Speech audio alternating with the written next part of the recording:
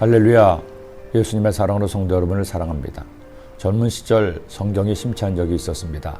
누가 시킨 것도 아니고 신학교에 사라고 한 것도 아니었지만 하나님께서 말씀을 가까이 하게 하셔서 하루에도 십수시간을 성경을 읽고 묵상하고 공부했던 시절이었습니다. 그렇게 성경에 빠져 살던 당시 성경에 나오는 인물들이 마치 자신인 것처럼 느껴지기도 했죠. 요셉이 억울하게 누명을 쓰고 애굽의 종으로 팔려갈 때면 제가 배신을 당한 것 같은 생각이 들었습니다. 아브라함이 두려움에 빠져 아내 사라를 방치할 때는 제가 사라인 것처럼 분노하기도 했습니다. 그렇게 그들의 삶을 경청하고 눈여겨보면서 제 마음에 깊이 와닿은 사람들이 몇 명 있었습니다. 그들 중 한 명이 바로 영적 전쟁의 고독한 전사 엘리야였습니다. 사실 엘리야는 성경에서 독보적인 인물입니다. 고대의 에녹을 제외하고는 유일하게 죽음을 체험하지 않고 하늘로 승천한 위대한 하나님의 사람입니다. 더구나 그가 어떤 집안 사람인지 그의 부모가 누구인지도 전혀 알 수 없습니다. 그저 디셉 사람이요 농사짓는 농부였다는 것만 알려져 있습니다. 그런 그였지만 그는 모세와 함께 구약시대를 대표합니다. 예수님께서 변화산에서 신령한 몸으로 변화되었을 때 만난 두 사람이 모세와 엘리야였습니다. 더구나 예수님의 오실 길을 예비하는 침례요한 역시 엘리야의 화신으로 알려져 있기도 합니다. 무엇보다도 엘리야의 위대함은 그가 철저하게 하나님 편에 섰다는 겁니다.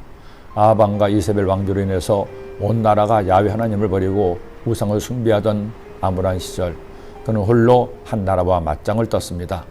하나님의 명령이라면 물불을 가리지 않았습니다. 죽으라면 죽고 싸우라면 싸웠습니다. 저는 그런 엘리야를 보면서 그의 열정이 부러웠습니다. 본받고 싶었습니다. 온 세상이 하나님을 떠나도 나는 주님의 편에 서겠다는 결기에 몸을 떨기도 했습니다. 비록 젊은 날의 치기였을지 몰라도 그런 마음으로 목회를 시작했고 순수함을 잃지 않으려고 무수히 고민하고 기도하기도 했습니다. 이런 엘리야의 시작은 바로 아방 시대에 하나님의 명에 따라 이스라엘에게 가문이 될 것이라고 아방에게 선포한 것입니다.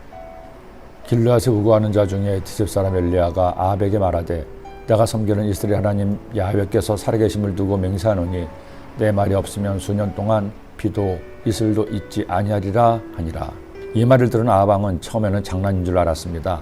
듣도 보도 못한 촌부가 갑자기 비가 오지 않을 것이라고 하니 미친 사람인 줄 알았습니다. 그런데 엘리야의 말처럼 비가 오지 않자 아합 분노했죠. 그리고 엘리야는 하루아침에 나라의 반역자가 되어 쫓겨낸 신사가 된 것입니다. 엘리야는 사역의 시작에서부터 왕의 군대에 쫓겨낸 신사가 되었습니다. 하지만 하나님께서는 그런 엘리야를 모른 채 하시지 않죠. 처음에는 그리 시냇가로 몸을 피하게 하고 까마귀를 통해 떡과 고기를 보내주시더니 그리 시내마저 마르자 시돈에 속한 사르밧에 가서 한 과부의 집에 머물게 하셨습니다. 그리고 하나님의 사람 엘리야를 위해 과부의 집에 은혜를 베푸시는 하나님, 멋진 하나님이 아닙니까? 엘리야가 과부를 만났을 때 자신을 위해 먹을 것을 달라고 하자 여인은 아들과 먹을 마지막 한 끼밖에 없다고 말합니다. 엘리야는 그 마지막 한 끼를 자신을 위해 주면 하나님께서 그녀와 아들을 먹여주실 것이라고 말했습니다. 과부로서는 쉬운 결단이 아니었죠. 아들을 위한 마지막 한 끼를 생전 처음 보는 사람에게 준다니요. 그러나 그녀가 결단하고 마지막 끼니를 엘리야에게 주었을 때 그녀의 가족은 극심한 가뭄에서도 살아남을 수 있었습니다. 그가 가서 엘리야의 말대로 하였더니 그와 엘리야와 그의 식구가 여러 날 먹었으나 야훼께서 엘리야를 통해 하신 말씀같이 통에 가루가 떨어지지 아니하고 병의 기름이 없어지지 아니하니라. 그리고 하나님은 그들에게 보너스마저 주셨습니다. 어느 날 과부의 아들이 병들어 앓다가 그만 죽고 말았습니다.